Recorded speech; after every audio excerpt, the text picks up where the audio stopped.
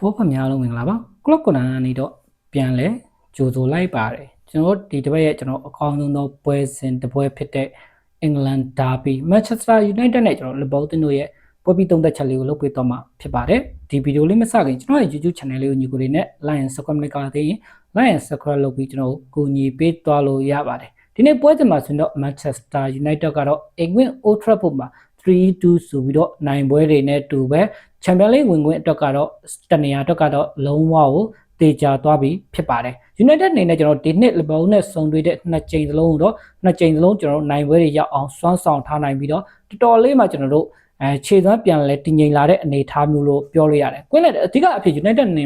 နေရာမှာဆိုလို့ဆိုရင်တော့အဓိကအဖြစ်သူတို့ရဲ့ကွင်းလဲမှာတော်တော်လေးမှစိုးမိုးထားနိုင်တဲ့ကစားသမားတွေဖြစ်တဲ့ကက်စမီရိုနဲ့ကိုဘီမိုင်နူးတို့ရဲ့အတွက်ဘက်ကဒီနေ့ပွဲမှာလည်းတော်တော်လေးမှခြေစွမ်းပြသွားတဲ့အနေအထားမျိုးတွေ့ရတယ်။အထူးသဖြင့်ကျွန်တော်ကိုဘီမိုင်နူးဆိုလို့ဆိုရင်ဥဆောင်ဂိုးတွေပါတယ်တွင်းနိုင်တဲ့အနေအထားမျိုးထိဒီနေ့ပွဲမှာခြေစွမ်းတွေပြသွားတဲ့ခြေနေမျိုးပါ။နှစ်သင်းလုံးကတော့ဒီနေ့ပွဲမှာဆိုရင်တော့ကျွန်တော်တို့အထူးသဖြင့်ကျွန်တော် United ကတော့ဒီနေ့ပွဲမှာဆိုလို့ဆိုရင်တော့တိုက်စစ်ပိုင်းထက်ဆိုလို့ဆိုရင်တော့အဓိကအဖြစ်သူတို့ရဲ့သွားနေကြပုံစံအတိုင်းပဲရှေ့ပွဲစဉ်တွေမှာလည်းဒီတိုင်းသွားနေတဲ့ပုံစံအတိုင်းဖြစ်တဲ့နောက်တန်းကိုပဲအဓိကထားပြီးတော့ကစားတယ်ပြီးတော့ကျွန်တော်တောင်ပန်နှစ်ချက်ရဲ့မြန်နှုံးမြင့်ကစားသမားတွေကိုအားပြုပြီးတော့ဒီနေ့ပွဲမှာဆိုရင်တော့လီဗာပူးကိုပဲစောစီတွင်းကိုတွေကျွန်တော်ယူသွားတဲ့အနေအထားမျိုးပါเนาะပထမဦးဆုံးတွင်းကိုကုညာရဲ့ကျွန်တော်6မိနစ်တွင်းကိုဒီတွင်းကိုကတော့တော်တော်လေးမှကျွန်တော်ကောင်းမွန်တဲ့အနေအထားမျိုးပါเนาะတောင်ကန်ဘောကနေပြီးတော့ရှုပ်ရှက်ခတ်နေတဲ့အနေအထားမျိုးအထူးသဖြင့်ဒီနေ့ပွဲစဉ်မှာဆိုတော့ပေးလိုက်ကြတဲ့ကျွန်တော်တို့လီဗာပူးတင်းနေနဲ့တော့အမှားတွေကြောင့်ပဲပေးလိုက်ကြတဲ့အနေအထားမျိုးပါအထူးသဖြင့်ကျွန်တော်တို့ပထမဦးဆုံးကျွန်တော်တို့ကုညာတော့မှဖြစ်တဲ့ဆက်စကိုရဲ့တွင်းကိုနဲ့ကျွန်တော်တို့နောက်ဆုံးကျွန်တော်တို့ကိုဘီမိုင်နူးရဲ့တွင်းကိုရတယ်လီဗာပူးတင်းရဲ့ကျွန်တော်နောက်တန်းတွေနဲ့ကွင်းလေကစားသမားတွေအမှားတွေကြောင့်ပေးလိုက်ကြတဲ့အနေအထားမျိုးပါပထမဦးဆုံးကုညာရဲ့တွင်းကိုတော့တော်တော်လေးမှကောင်းမွန်တဲ့ကန်တွင်းချက်ကိုကျွန်တော်တွေ့ရတယ်ထူးတဲ့ဒီအချိန်မှာကျွန်တော်တို့နောက်တန်းကစားသမားဖြစ်တဲ့ကိုနာတေးအနေနဲ့သူအနေနဲ့ဘလော့တာတော့တော်တော်လိုအပ်ချက်တွေရှိသွားတဲ့အနေအထားမျိုးဖြစ်တဲ့ကိုနာတေးနဲ့ကျွန်တော်တို့ဂရန်ဘတ်ရဲ့ဂျားတွေကနေတော့ထောက်ပြီးတော့ကျွန်တော်ဘောလုံးကန်သွင်းလိုက်တဲ့အချိန်မှာကျွန်တော်6မိနစ်မှာပဲကျွန်တော်တို့Manchester United နဲ့1-6ပြီးတော့စပြီးတော့ကျွန်တော်ဥဆောင်တယ်ဒီမတိုင်ခင်မှာတဲ့ United အနေနဲ့တောက်လျှောက်ကျွန်တော်တန်ပြန်တရားဆော့တယ်ဒီနေ့ပွဲစဉ်မှာဆိုတော့ကျွန်တော် United အနေနဲ့ကတော့ကျွန်တော်ဘယ်လိုပြောမလဲလီဗာပူးကိုကျွန်တော်ဘောလုံးပေးကင်ခိုင်းထားတဲ့အနေအထားမျိုးရှိတယ်ကျွန်တော်ပွဲချုပ်သုံးသက်ချက်မှာပြောခဲ့သလိုပဲ United ကတော့ရှင်းပါတယ်သူတို့အနေနဲ့လီဗာပူးကိုဘောလုံးပေးကင်ခိုင်းမယ်အဲ့ရနေတော့ကျွန်တော်လီဗာပူးရဲ့အမှားတွေကိုစောင့်ပြီးတော့သူတို့အနေနဲ့တန်ပြန်တွေကနေပြီးတော့အကောင်းဆုံးသုံးချသွားတဲ့အနေအထားမျိုးတွေ့ရမယ်ဒုတိယကျွန်တော်ကိုကတော့ဒီချိန်မှာပို့ပြီးတော့တိတာလာမဲ့အနေအထားမျိုးပါနော်ကွင်းလက်ကကနေတော့ကျွန်တော်ဘောလုံးတောက်ချောက်ဆွဲလာတဲ့အနေအထားမျိုးကနေပြီးတော့ကျွန်တော်တိုက်စစ်ကိုတောက်လျှောက်ပဲမြန်မြန်ဆန်ဆန်ပဲကျွန်တော် United အနေနဲ့တိုက်စစ်ဆင်လာတဲ့အနေအထားမျိုးပါနော်ဒုတိယဦးဆောင်ဂိုးမှာဆိုရင်ကျွန်တော်ပြန်ကြည့်လိုက်မယ်ဆိုရင်ဘာချန်ပန်နိုင်ရဲ့အမှားမကင်းတဲ့အနေအထားမျိုးတွေရှိခဲ့တယ်เนาะအထူးသဖြင့်ဘာချန်ပန်နိုင်အနေနဲ့အဲ့လုံးမှာဆိုသူ့အနေနဲ့ဘလော့တဲ့လိုအပ်ချက်ကတော့တော်တော်လေးမှလို့နဲသွားပါတယ်เนาะဘလော့တာဘယ်လိုဖြစ်လဲဆိုတော့သူ့အနေနဲ့ဆက်စကိုဘလော့မဲ့အနေအထားမျိုးမှာသူ့အနေနဲ့ဒါမှမဟုတ်ဆက်စကိုမဘလော့ပဲနဲ့ဂိုးသမားကိုသူနဲ့ဂိုးသမားနဲ့ဆက်စကိုလွတ်ပေးလိုက်တဲ့အနေအထားမျိုးဖြစ်တယ်သူကနေနောက်ကနေတော့ဘောလုံးကိုပြန်တော့ပိတ်ဖို့ကြိုးစားခဲ့တဲ့အနေအထားမျိုးမှာရှိခဲ့တယ်ဒါပေမဲ့လည်းဘောလုံးကတော့ကျွန်တော်တို့ဂိုးသမားကျွန်တော်ဝူမန်အနေနဲ့ပုတ်ထုတ်လိုက်တော့ကျွန်တော်ဆက်စကိုနဲ့ပြန်ထိတော့ဆက်စကိုရဲ့ရင်ဘတ်နဲ့ကျွန်တော်တိုက်ပြီးတော့ကျွန်တော်ဂိုးဝင်သွားတဲ့အနေအထားမျိုးဖြစ်တော့เนาะကျွန်တော်ပွဲကစားချိန်ကျွန်တော်တို့14မိနစ်မှာပဲ United အနေနဲ့ကျွန်တော်ပွဲကစားချိန်ပထမပိုင်းစစပဲ15မိနစ်လောက်မှာပဲ2-0နဲ့ဦးဆောင်ပြီးတော့ဒီ2-0နဲ့ပဲကျွန်တော်တောက်လျှောက်သွားနေတဲ့အနေအထားမျိုးပါဒီပေါက်တဲ့ကတော့ကျွန်တော်ဘောလုံးလုံးဝတောက်လျှောက်ကင်ထားတယ်ကွင်းလယ်မှာဆိုလို့ရှိရင် Graham Matt တို့ Matt Lisa တို့ဒီနေ့ပွဲမှာအတွက်ဖက်ကတော်တော်လေးမှလိုအပ်ချက်တွေများခဲ့တဲ့အနေအထားမျိုးပါပထမပိုင်းမှာကျွန်တော်ကြီးခဲ့မယ်ဆိုရင်တော့ကိုဒီကပိုတယောက်ပဲကျွန်တော်ဒီဘက်လက်ဝင်းမှာတယောက်ပဲရှိတော့ထူးထူးကျွန်တော်တို့ကွင်းလယ်ကစားသမားတွေဖြစ်တဲ့ Soboslai Florian Wirtz နဲ့ကျွန်တော်တို့Graham တောင်ပြီး print ပေါင်တို့ကညာချမ်းမှာပဲတွားပြီးတော့စုနေတဲ့အနေအထားမျိုးဖြစ်ပြီးတော့တိုက်စစ်မှာကျွန်တော်အနေနဲ့ blue မှာရှိမနေတဲ့အနေအထားမျိုးကလီဗာပူးရဲ့ကျွန်တော်တိုက်စစ်ပွဲတိုက်စစ်ဂိုးသွင်းနိုင်စွမ်းကတော့တော်တော်လေးမှလို့အချက်ရှိခဲ့ပထမပိုင်းမှာနေကျွန်တော်အနေနဲ့ဂိုးပေါက်တဲ့ကန်သွင်းချိန်ဆိုလို့ရှိရင်တော့ Graham ရဲ့ကန်သွင်းချိန်တစ်ချိန်ပဲရှိပြီးတော့လုံးဝဘာမှမလုပ်နိုင်တဲ့အနေအထားမျိုးပါပထမပိုင်းမှာဘောလုံးပိုင်ဆိုင်မှုက65%လောက်ထိရှိခဲ့ပေမဲ့လီဗာပူးနဲ့ကွင်းလယ်မှာပဲဘောလုံးတွေချိန်နေကုန်သွားတယ်တောင်ပန်တစ်ချက်ကိုဖြတ်နေပြီးလို့ဆိုရင်ကွင်းလယ်အထက်ပြီးတော့ချိုးဝင်လာတယ်အဲ့ထက်မှကျွန်တော်တို့ပထမပိုင်းမှာတွေ့ရတဲ့အနေအထားမျိုးကစူပိုဆိုင်ကတော့တော်တော်လေးမှပထမပိုင်းမှာပဲကျွန်တော်လိုက်ဆော့နေတဲ့အနေအထားမျိုးကိုတွေ့ခဲ့ရတယ်။ကွင်းလက်နောက်တန်းကျွန်တော်တိုက်စစ်သူ့အနေနဲ့ဂိုးသမားကျွန်တော်ဆန်နီလမန်စီကပါလိုက်လူလိုက်တဲ့အနေအထားမျိုးထိကျွန်တော်ပထမပိုင်းမှာစူလိုက်နေတဲ့တော်တော်လေးမှအားထုတ်ပြီးတော့ဆော့ခဲ့ရတဲ့အနေအထားမျိုးပါဒီနေ့ပွဲဒီမှာကျွန်တော်ကစားသမားတွေအနေနဲ့တော်တော်လေးမှညံ့ခဲ့တယ်။ frame ပေါင်အနေနဲ့ဒီနေ့ဖြတ်တင်ဘောတွေလုပ်ဖို့ကြိုးစားခဲ့ပေမဲ့လည်းအလုံးမဖြစ်ခဲ့တဲ့အနေအထားမျိုးပါ။เนาะသူ့အနေနဲ့ဖြတ်တင်ဘောတွေလုပ်ဖို့ကြိုးစားတယ်။ဒါမှမဟုတ်လည်းကျွန်တော်တို့မှာကောင်းတိုက်တွင်းကိုတွေ striker မရှိလာတဲ့အနေအထားမျိုးကိုဒီကပိုရဲ့ကျွန်တော်နေရာယူပုံမှန်ခဲ့တဲ့အနေအထားမျိုးပါသူအနေနဲ့ကျွန်တော်လက်ဝဲကစားသမားဖြစ်တဲ့အတွက်ကြောင့်သူအနေနဲ့ striker တယောက်နဲ့ကျွန်တော်နေရာယူပုံနဲ့တော့ဘယ်လိုပြောမလဲကွဲပြားနေတဲ့အနေအထားမျိုးပါ ဒီတော့ကြောင့်လည်းကျွန်တော်တို့နေပထမပိုင်းမှာပဲဘာမှမလုပ်ပြနိုင်ပဲနဲ့2စီဆိုပြီးတော့စောစောစစ်စစ်ကျွန်တော်ဂိုးပြတ်သွားတဲ့အနေအထားမျိုးမှာဒါမှလည်းကျွန်တော်တို့ဒုတိယပိုင်းပြန်စပြီးတော့ဒီချိန်မှာကျွန်တော်တို့အမားတွေတစ်ဖက်က United ရဲ့ကျွန်တော်တို့ကိုယ်လက်ကစားသမားဖြစ်တဲ့ကျွန်တော်ကိုAmas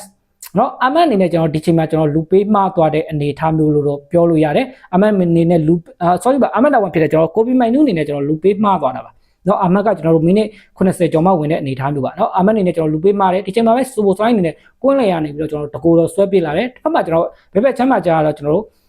Florian Beach ရှိမယ်ပြီးတော့ညာဘက်ချမ်းမှာဆိုလို့ဆိုရင်ကျွန်တော်နောက်ကနေလိုက်လာတဲ့ကျွန်တော်တို့ Grand Match ရှိပဲဒီနေ့ယောက်ကြားတဲ့အောင်နေသူ့အနေနဲ့လူမပေးဘဲနဲ့ကျွန်တော်တို့ goal area ထိရောက်အောင်ဆွဲပြီးတော့ကျွန်တော်တို့ဒါလို့ရကျွန်တော်တို့ပေါင်ကြားတဲ့ကနေကန်သွင်းသွားပြီးတော့48မိနစ်မှာပဲကျွန်တော်တို့အနေနဲ့ပြန်လဲချေပါဂိုးတွေရခဲ့ပြီးတော့တော်တော်လေးမှပြန်လာတာတော်ကောင်းမွန်ခဲ့ပါဒါပေမဲ့တိတ်ပြီးတော့မကြခင်မှာပဲ56မိနစ်မှာပဲထပ်ပြီးတော့ကျွန်တော်တို့ထပ်ပြီးတော့ချေပါဂိုးထပ်ပြီးတော့ရခဲ့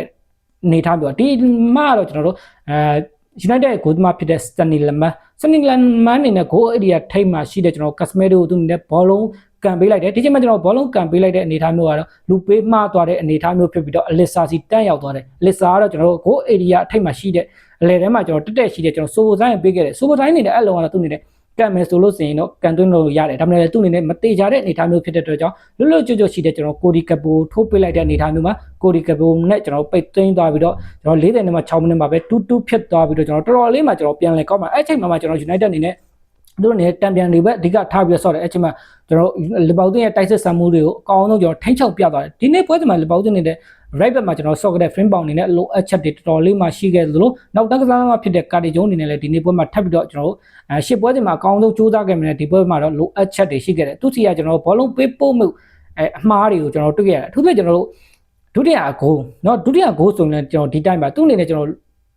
နောက်တန်းကနေပြီးတော့ကျွန်တော်တို့ဖြတ်တင်ပေါ်ပေးမယ်အနေထားမျိုးမှာဆိုတော့လုံးဝကျွန်တော်လူပေးမှားတဲ့အနေထားမျိုးပါရှစ်ပွဲစဉ်တွေတိုင်းမှာလည်းကာတယုံနေတဲ့ဒီလိုအမှားမျိုးကိုကျွန်တော်တို့နှစ်ပွဲလောက်ထိကျူးလွန်ခဲ့ပြီးသွားပြီဒီနေ့ပွဲစဉ်မှာလည်းကျွန်တော်ထပ်ပြီးတော့အမှားတွေကျူးလွန်ခဲ့တဲ့အနေထားမျိုးရှိပြီးတော့နောက်တန်းကစားသမားဒီနေ့ပွဲထွက်လာတဲ့၄ယောက်ဆုံးမှာတော့တော်တော်လေးမှညံ့ခဲ့တယ်အန်နီရောဘတ်ဆန်အနေနဲ့လည်းထင်သလောက်အလုံးမပစ်ခဲ့ပဲနဲ့သူ့အနေနဲ့နောက်တန်းကိုပဲကျွန်တော်ဦးစားပေးရပြီးတော့ကာတယုံတော်မှာဖြစ်တဲ့ကျွန်တော်ကိုဒီကပိုနဲ့တော်တွဲလိုက်တဲ့အနေထားမျိုးမှာလည်းသူ့အနေနဲ့အမှားတွေကျူးလွန်ပြီးတော့ကွင်းလေကျွန်တော်ထိုးပေးမှုအထူးသဖြင့်ကျွန်တော်အလီဆာနဲ့ကျွန်တော် ground match အနေနဲ့တွဲဖက်မမိတဲ့အနေအထားမျိုးမှာအလီဆာအနေနဲ့ကျွန်တော်တို့နောက်တန်းကိုပို့ပြီးတော့အားဆိုင်လုပ်မယ်ဆိုရင် ground match အနေနဲ့ကျွန်တော်တိုက်ဆိုလိုက်ပါမယ်ချိန်မှာကျွန်တော်ကွင်းလင်မှာတော်တော်လေးမှဟတ်နေတဲ့ကျွန်တော်တို့လက်ဟာမှုတွေတွေးခဲ့ရတဲ့အနေအထားမျိုးဒုတိယပိုင်းမှာကျွန်တော်တိုက်စစ်တွေတောက်လျှောက်ဆင်းနေတိုက်စစ်ဆင်းတဲ့အနေအထားမျိုးမှာဘောက်တင်နေအမားတွေကနေတော့တံပြန်တွေပေးခဲ့ရတဲ့နေရာအထူးသဖြင့်ကျွန်တော်ပထဝီတိုကူတို့ဝင်လာတဲ့အနေအထားမျိုးမှာဆိုတော့ပထဝီတိုကူနဲ့လွတ်လွတ်ကျွတ်ကျွတ်ကြီးထပ်လာတဲ့အနေအထားမျိုးကာတီကျုံးနေနဲ့နောက်ကနေလိုက်ပြီးတော့ block လိုက်တဲ့အနေအထားမျိုးမှာအဲ့ချိန်မှာကျွန်တော်ပထဝီတိုကူနဲ့လဲသွားလို့ပါเนาะနောက်ဆိုလို့ရှိရင်လွတ်လွတ်ကျွတ်ကျွတ်ကြီးကန်သွင်းရမယ့်အနေအထားမျိုးရှိသလိုပြီးတော့ပြီးကန်ဒီပွဲချိန်မှာဆိုရင်ကျွန်တော်ဒါလောအနေနဲ့ကျွန်တော်အပိုင်ကန်ကွင်းခဲ့တဲ့အနေအထားမျိုးကဆိုတော့ဂိုးပေါ်တက်ခဲ့သွားတဲ့အနေအထားမျိုးကြောင့်ကျွန်တော်လီဗာပူးတင်နဲ့ဒီနေ့ဂိုးမပြတ်ပဲနဲ့3-2လောက်နဲ့ပဲပြီးခဲ့တာဒီနေ့ပွဲမှာတော့ United ကတော့ရှင်းပါတယ်တော်တော်လေးမှကျွန်တော်ကောင်းမွန်တဲ့ကျွန်တော်ခြေစွမ်းတွေမြင်တွေ့ရတယ်ထို့သူတို့ရဲ့ကွင်းလေဒီနေ့ပွဲစဉ်မှာတော့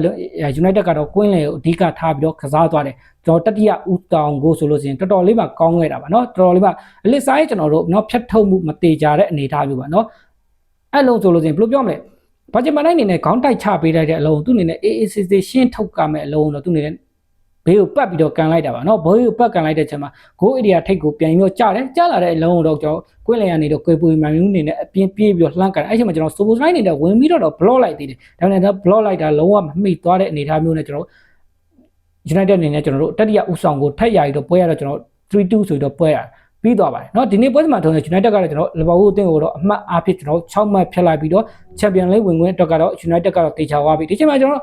Champion League ဝင်ခွင့်အတွက်တေချာတာကတော့ United ကတေချာသွားပြီစင်တင်နဲ့စင်နဲ့ကတော့ကျွန်တော်ပြောကြမလို့တဲ့အတွက်အပြင်ကြီးကိုတွေသိမှာပါဒီချိန်မှာကျွန်တော်တို့အနေနဲ့ဆိုရင်တရားတော့ကျွန်တော်လီဗာပူးအသင်း Aston Villa အသင်းပြီးလို့ဆိုရင်တော့အောက်မှာဆိုလို့ဆိုရင်ကျွန်တော်တို့ဘုံမောက်အသင်းရကျွန်တော်လောလောဆယ်အထိတော့အဆင့်6နေရာကိုပြန်လည်ရောက်ရှိလာတဲ့အနေအထားမျိုးဖြစ်တဲ့အတွက်ကြောင့်ဒီညမှာဆိုရင်လည်းကျွန်တော်တို့ Aston Villa အသင်းကသူတို့ရဲ့အိမ်ကွင်းမှာပဲ Tottenham Hotspur ကိုလက်ခံရှင်ပြိုင်မဲ့ပွဲရှိပါတယ်ဒီပွဲစဉ်မှာတော့ကျွန်တော် Aston Villa အသင်းနေနဲ့နိုင်ပွဲရရှိလိုက်မယ်ဆိုတော့လီဗာပူးအသင်းကိုပြန်လဲကြော်တက်သွားမှာဖြစ်ပါတယ်เนาะဒီနေ့ပွဲစဉ်ကတော့ကျွန်တော်အနေနဲ့